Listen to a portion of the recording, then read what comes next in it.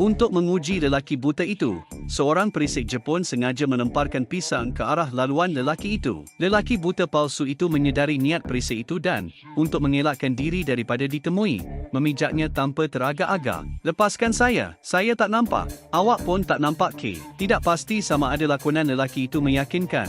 Perisik itu hanya boleh berulang kali menundukkan kepalanya dan meminta maaf. "Jangan ikut saya lagi. Keadaan telah berubah." Tetapi perisik itu tidak berputus asa.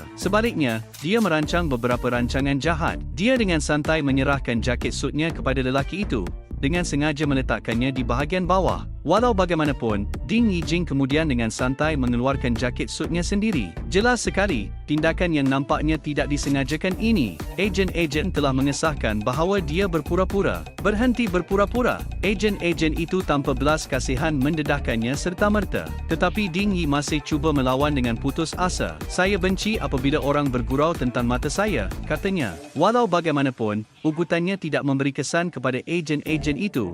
Sebaliknya, dia disambut dengan ejekan yang menghina. "Soalan sebenar saya ialah," ejen itu secara terbuka menunjukkan pelbagai kelemahan Ding Yi. "Orang buta sebenar akan mengambil terus bahagian atas," kata ejen itu. Tetapi untuk melarikan diri dengan cepat, dia tidak meraba sekeliling sebelum menarik keluar bahagian bawahnya. Ding Yi tergamam. Melihat bahawa dia tidak berdaya untuk mempertahankan dirinya, ejen itu mengeluarkan pistol dan menekannya ke kepalanya.